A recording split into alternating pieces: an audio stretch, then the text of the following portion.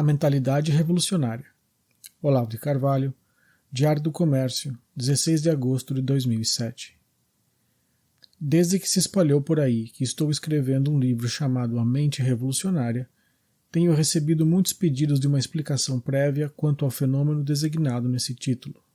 A mente revolucionária é um fenômeno histórico perfeitamente identificável e contínuo, cujos desenvolvimentos ao longo de 5 séculos podem ser rastreados numa infinidade de documentos. Esse é o assunto da investigação que me ocupa desde alguns anos.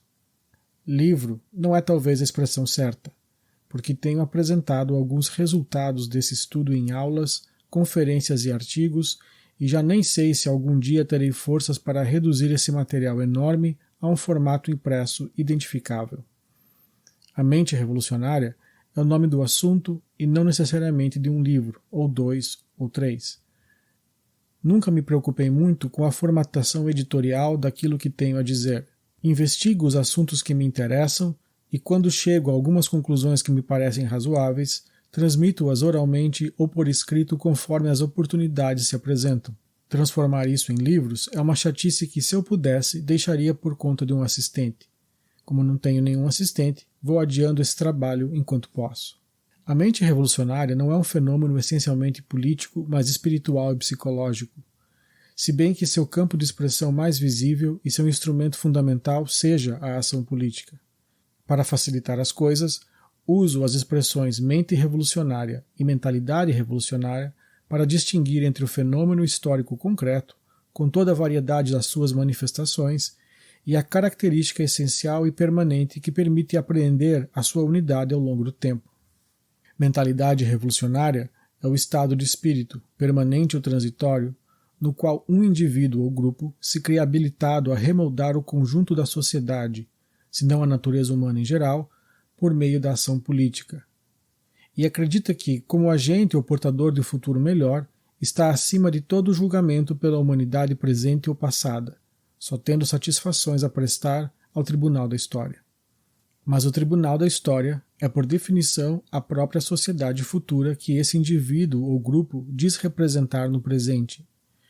E como essa sociedade não pode testemunhar ou julgar senão através desse seu mesmo representante, é claro que este se torna assim não apenas o único juiz soberano de seus próprios atos, mas o juiz de toda a humanidade, passada, presente ou futura. Habilitado a acusar e condenar todas as leis, instituições, crenças, valores, costumes, ações e obras de todas as épocas, sem poder ser por sua vez julgado por nenhuma delas, ele está tão acima da humanidade histórica que não é inexato chamá-lo de super-homem. Autoglorificação do super-homem, a mentalidade revolucionária é totalitária e genocida em si, independentemente dos conteúdos ideológicos de que se preencha em diferentes circunstâncias e ocasiões. Recusando-se a prestar satisfações senão a um futuro hipotético de sua própria invenção, e firmemente disposto a destruir pela astúcia ou pela força todo obstáculo que se opõe à remoldagem do mundo à sua própria imagem e semelhança, o revolucionário é o inimigo máximo da espécie humana, perto do qual os tiranos e conquistadores da antiguidade impressionam pela modéstia das suas pretensões e por uma notável circunspecção no emprego dos meios. O advento do revolucionário ao primeiro plano do cenário histórico, fenômeno que começa a perfilar-se por volta do século XV e se manifesta com toda a clareza no fim do século XVIII, inaugura a era do totalitarismo, das guerras mundiais e do genocídio permanente. Ao longo de 2 séculos, os movimentos revolucionários, as guerras empreendidas por eles e o morticínio de populações civis necessário à consolidação do seu poder mataram muito mais gente do que a totalidade dos conflitos bélicos, epidemias, terremotos e catástrofes naturais de qualquer espécie desde o início da história do mundo. O movimento revolucionário é o flagelo maior que já se abateu sobre a espécie humana desde o seu advento sobre a Terra. A expansão da violência genocida e a imposição de restrições cada vez mais sufocantes à liberdade humana acompanham para e passo a disseminação da mentalidade revolucionária entre faixas cada vez mais amplas da população, pela qual massas inteiras se imbuem do papel de juízes vingadores nomeados pelo Tribunal do Futuro, e concedem a si próprios o direito à prática de crimes imensuravelmente maiores do que todos aqueles que a promessa revolucionária alega extirpar. Mesmo se não levarmos em conta as matanças deliberadas e considerarmos apenas a performance revolucionária desde o ponto de vista econômico, nenhuma outra causa social ou natural criou jamais tanta miséria e provocou tantas mortes por desnutrição quanto os regimes revolucionários da Rússia, da China e de vários países africanos.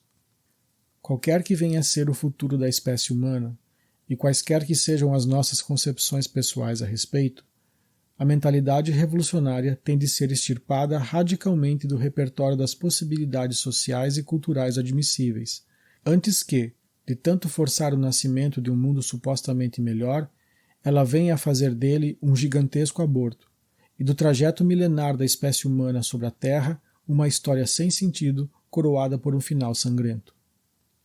Embora as distintas ideologias revolucionárias sejam todas, em maior ou menor medida, ameaçadoras e daninhas, o mal delas não reside tanto no seu conteúdo específico ou nas estratégias de que se servem para realizá-lo, quanto no fato mesmo de serem revolucionárias no sentido aqui definido.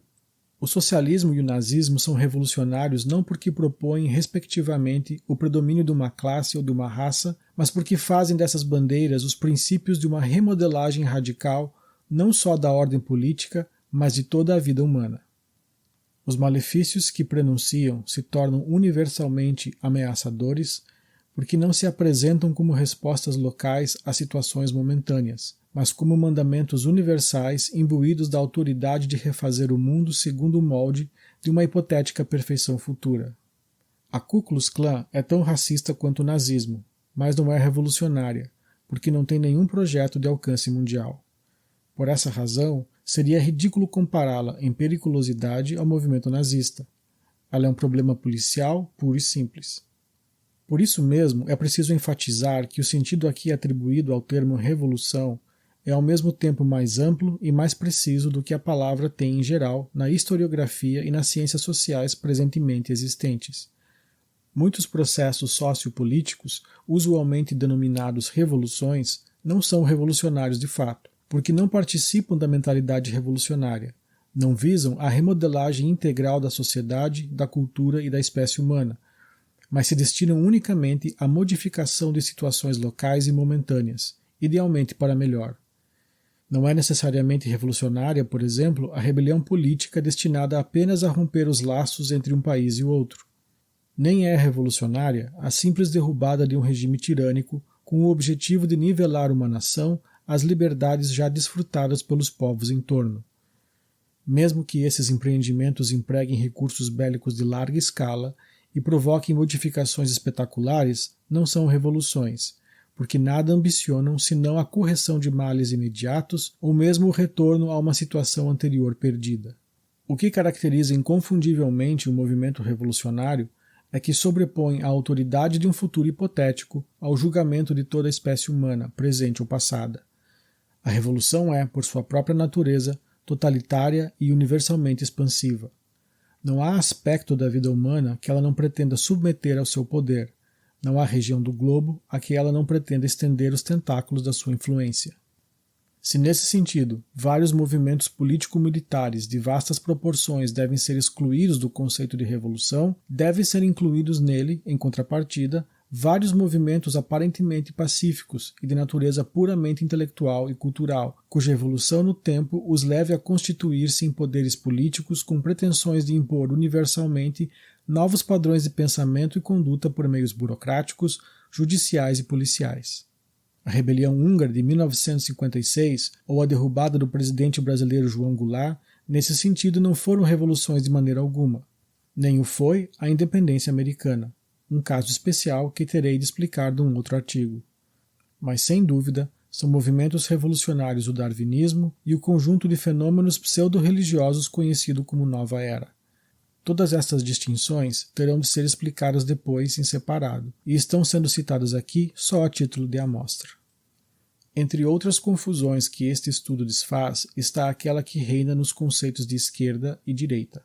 Essa confusão nasce do fato de que essa dupla de vocábulos é usada por sua vez para designar duas ordens de fenômenos totalmente distintos. De um lado, a esquerda é a revolução em geral, e a direita a contra-revolução.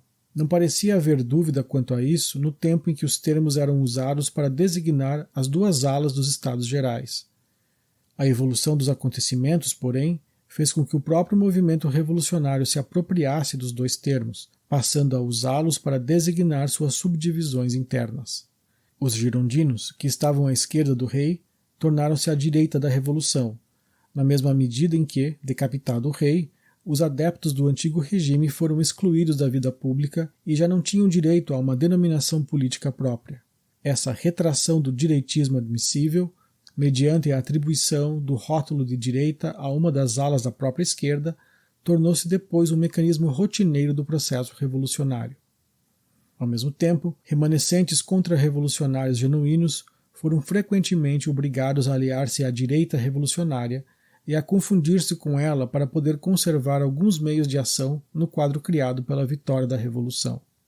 Para complicar mais as coisas, uma vez excluída a contra-revolução do repertório das ideias politicamente admissíveis, o ressentimento contra-revolucionário continuou existindo como fenômeno psicossocial, e muitas vezes foi usado pela esquerda revolucionária como pretexto e apelo retórico para conquistar para sua causa faixas de população arraigadamente conservadoras e tradicionalistas, revoltadas contra a direita revolucionária imperante no momento. O apelo do MST à nostalgia agrária, ou a retórica pseudo-tradicionalista adotada aqui e ali pelo fascismo, fazem esquecer a índole estritamente revolucionária desses movimentos. O próprio Mao Zedong foi tomado durante algum tempo como um reformador agrário tradicionalista. Também não é preciso dizer que nas disputas internas do movimento revolucionário, as facções em luta com frequência se acusam mutuamente de direitistas ou reacionárias. A retórica nazista, que professava destruir ao mesmo tempo a reação e o comunismo, correspondeu, no lado comunista, o duplo e sucessivo discurso que primeiro tratou os nazistas como revolucionários primitivos e anárquicos e depois como adeptos da reação empenhados em salvar o capitalismo contra a revolução proletária. Os termos esquerda e direita só têm sentido objetivo quando usados na sua acepção originária de revolução e contra-revolução respectivamente. Todas as outras combinações e significados são arranjos ocasionais que não têm alcance descritivo, mas apenas uma utilidade oportunística como símbolos da unidade de um movimento político e signos demonizadores de seus objetos de ódio. Nos Estados Unidos, o termo direita é usado ao mesmo tempo para designar os conservadores em sentido estrito, contra-revolucionários até a medula, e os globalistas republicanos, direita da Revolução Mundial. Mas a confusão existente no Brasil é muito pior, onde a direita contra-revolucionária não tem nenhuma existência política e o nome que a designa é usado pelo partido governante para nomear qualquer oposição que lhe venha desde dentro mesmo dos partidos de esquerda, ao passo que a oposição de esquerda o emprega para rotular o próprio partido governante. Para mim está claro que só se pode devolver a esses termos algum valor descritivo objetivo, tomando como linha de demarcação o movimento revolucionário como um todo e opondo-lhe a direita contra-revolucionária, mesmo onde esta não tenha expressão política e seja apenas um fenômeno cultural. A essência da mentalidade contra-revolucionária ou conservadora é a aversão a qualquer projeto de transformação abrangente, a recusa obstinada de intervir na sociedade como um todo, o respeito quase religioso pelos processos sociais regionais, espontâneos e de longo prazo, a negação de toda autoridade aos porta-vozes do futuro hipotético. Nesse sentido, o autor destas linhas é estritamente conservador, entre outros motivos, porque acredita que só o ponto de vista conservador pode fornecer uma visão realista do processo histórico, já que se baseia na experiência do passado e não em conjecturações de futuro. Toda a historiografia revolucionária é fraudulenta na base, porque interpreta e distorce o passado segundo o molde de um futuro hipotético e, aliás, indefinível. Não é uma coincidência que os maiores historiadores de todas as épocas tenham sido sempre conservadores. Se considerada em si mesma e nos valores que defende, a mentalidade contra-revolucionária deve ser chamada propriamente conservadora, é evidente que, do ponto de vista das suas relações com o inimigo, ela é estritamente reacionária. Ser reacionário é reagir da maneira mais intransigente e hostil à ambição diabólica de mandar no mundo.